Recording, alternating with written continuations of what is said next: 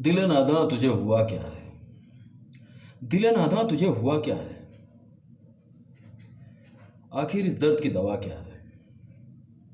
दिल नादा तुझे हुआ क्या है? आखिर इस दर्द की दवा क्या है? हम मुश्ताक और वो बेजार, या इलाही ये माजरा क्या है? पिछले एपिसोड में हमने चर्चा की थी फिल्म शोले के बारे में, और जहां हमारी बात खत्म हुई थी वहां पर यह चर्चा हो रही थी कि अमजद खान फाइनली गब्बर के रोल के लिए अब अमजद खान की कास्टिंग गब्बर के रोल के लिए हो गई और जो उन्होंने अपना क्लियर कर दिया।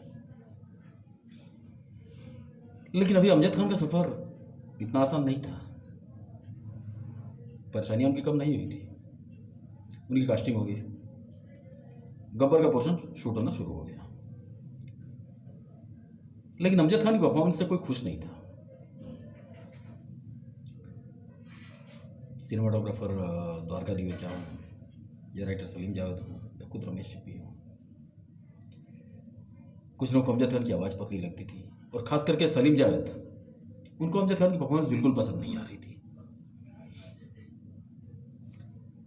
और अमजद खान कहीं ना कहीं इन बातों से बहुत आहत थे, क्योंकि वो मेहनत तो बहुत कर रहे थे। लेकिन प्रॉब्लम ये थी, अमजद खान थिएटर के मजे हुए एक्टर थे। वो अपनी भूमिका को बहुत नेचुरल तरीके से निभा रहे थे। अगर आप लोग शोले में गब्बर कैरेक्टर को देखें तो गब्बर जो डाकू है वो पिछले सारे डाकुओं से अलग है।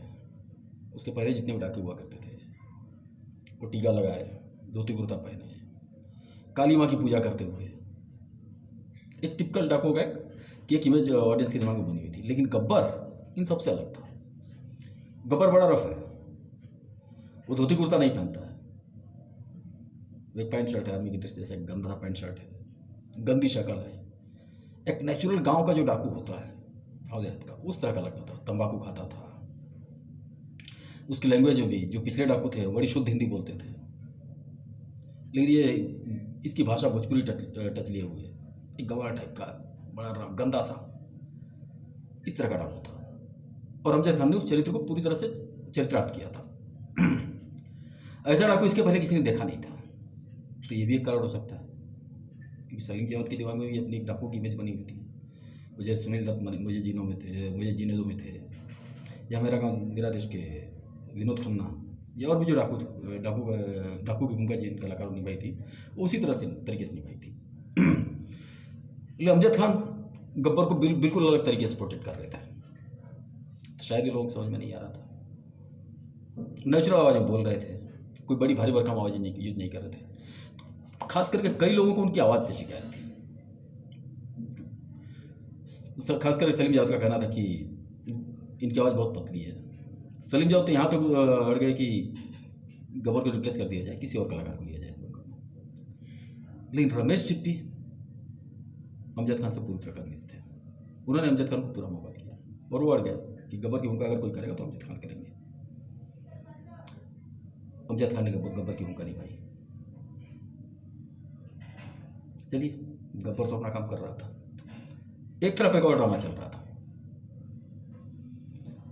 रमेश सिप्पी ने ठाकुर की भूमिका में संजीव कुमार को कास्ट किया हुआ था, वीरू थे धर्मेंद्र। ऐसा करके इन दो बड़े स्टार्स को, उस दौर के दो बड़े सुपरस्टार्स एक साथ लेकर रमेश सिप्पी ने, देखा जाए तो एक रिस्क भी लिया था, क्योंकि दोनों ही सुपरस्टार बसंती के ऊपर फिदा थे, यानी कि हेमा जी के ऊपर। संजीव कुमार भी हेमा जी से शादी करना चाहते थे, और धर्मेंद्र भी हेमा जी को चाहते थे। वो एक ट्रैंगल वहाँ पे चल रहा था। रमेश भी मजे हुए डायरेक्टर थे। उन्होंने शोले को बड़ा इंटेलिजेंटली शूट किया। अगर आप लोग शोले पर गौर करें तो एक भी ऐसा सीन नहीं है जहां हेमा मालिनी और संजीव कुमार आमने सामने आए। सिर्फ एक मास्टर शॉट है कि जहां वो इमाम साहब के लड़के सचिन पिलगांवकर को गब्बर मार देता है, और उसकी लाश गाँव में आती है, और वहाँ पर ठाकुर का कुछ कन्वर्सेशन गाँव वालों के साथ है। तो एक मास्टर शॉट में बसंती बैकग्राउंड में खड़ी है। सिर्फ ये एक शॉट ऐसा है जहाँ एक फ्रेम में बसंती और ठाकुर दिखते हैं। इसके अलावा सिर्फ एक क्लाइमैक्स है, तो क्लाइमैक्स में भीड़ है, ठाकुर का पुलिस इंस्पेक्टर के साथ एक टॉकी पोर्शन है, वहाँ पर बसंती के बैकग्राउंड में दिख रही है। कुछ ऐसे शॉट्स हैं, नहीं तो एक भी ऐसा सीन नहीं है कि जहाँ बसंती और ठाकुर एक साथ आए। और इन दोनों का कन्वर्सेशन तो कहीं नहीं है, एक भी ऐसा शॉट नहीं है जहाँ बसंती और ठाकुर के बीच में कोई टॉकी पोर्शन हो। चलिए, शूटिंग चल रही थी, शूटिंग काम बड़ा स्मूथ चल रहा था, सेट पर पूरी तरह से पिकनिक का माहौल रहता था।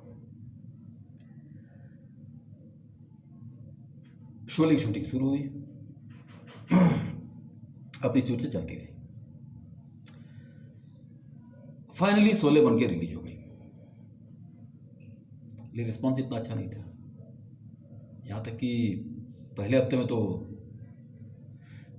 इसको पूरी तरह से डिजास्टर डिक्लेयर कर दिया गया, और क्रिटिक्स ने तो इस फिल्म की पानी पी पी करके आलोचना की।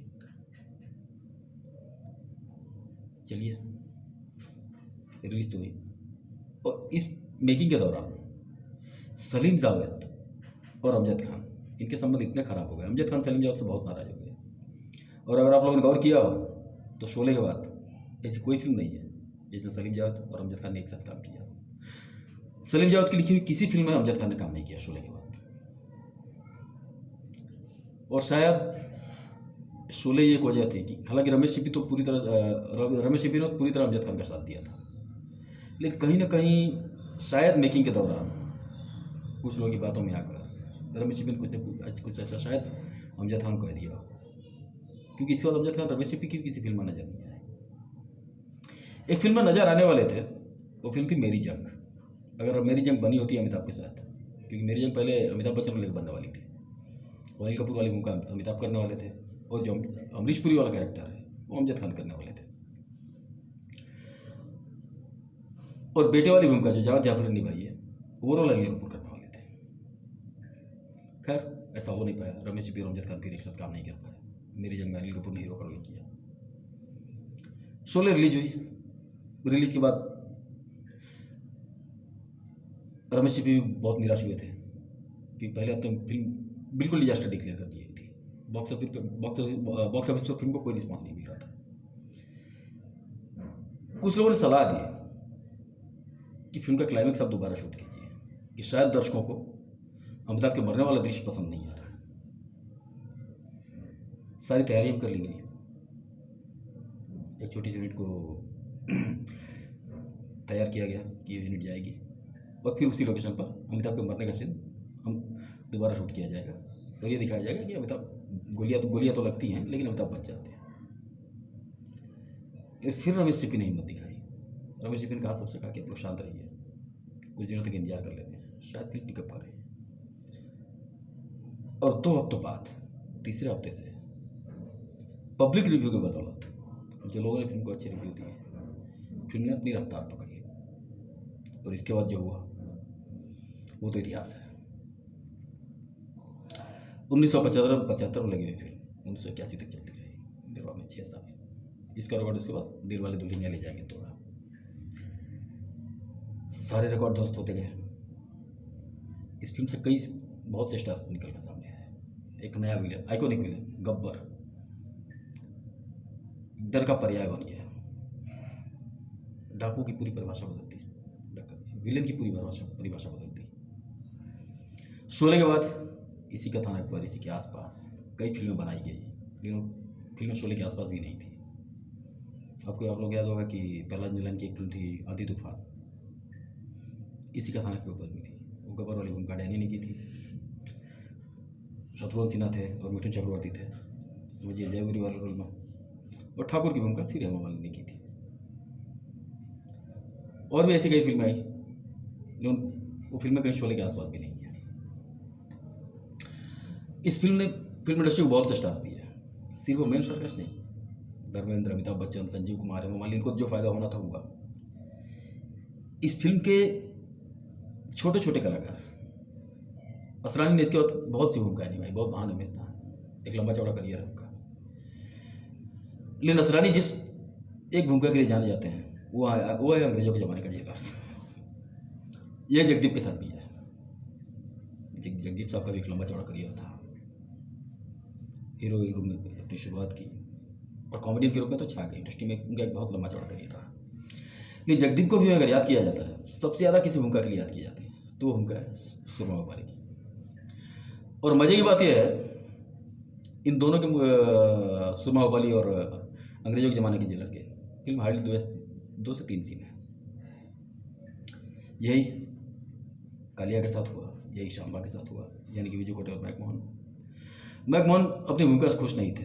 रमेश सिप्पी को उन्होंने अपनी नाराजगी जताई भी थी, लेकिन रमेश सिप्पी का एक कन्विक्शन था। उन्होंने मैकमोहन से कहा था कि तुम ये भूमिका कर लो और याद रखना लोग तुम्हें शांबा के नाम से ही याद करेंगे, और यही हुआ।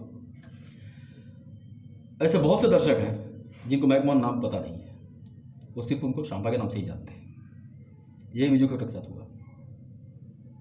कालिया एक छोटा सा गब्बर का एक छोटा सा चमचा है, गब्बर के ग्रुप का छोटा सा डाकू है, लेकिन विजू खोटे के भी बहुत से दर्शक ऐसे हैं जो सिर्फ कालिया नाम से जानते हैं। मौसी लीला मिश्रा के साथ भी यही है। लीला मिश्रा जी का भी एक लंबा चौड़ा करियर है, बहुत महान चरित्र अभिनेत्री है, लेकिन उनको भी जाना जाता है। सबसे ज़्यादा अगर वो जानी जाती है तो मौसी के रोल के लिए जानी जाती है। वो चाहे कि अंकल हो, उनको भी लोग इमाम साहब के नाम से ही जानते हैं। इतना सन्नाटा क्यों है भाई? ये तो एक ऐसी पंचलाइन बन गई है कि जो 1975 चली आ रही है और अब तक कई लोग इसको मजाक में यूज कर लेते हैं। लगभग सभी मिमिक्री आर्टिस्ट अपने हर शो में लगभग इस लाइन को जरूर यूज करते हैं। इमाम साहब, सचिन पिलगांवकर ने भी अपनी छोटी सी भूमिका में अपनी छाप छोड़ी थी, उनको भी याद किया जाता है। उनके भी की फिल्म 2 से 3 थी। यहाँ तक कि इन सब के बाद बसंती की घोड़ी धन्नो वो भी स्टार बन गई। दोस्तों, तो ये थी कुछ बातें फिल्म शोले के बारे में। अगले एपिसोड में किसी और महान फिल्म पर चर्चा करेंगे। तब तक के लिए आप लोग अपना ख्याल रखिए। धन्यवाद, नमस्कार।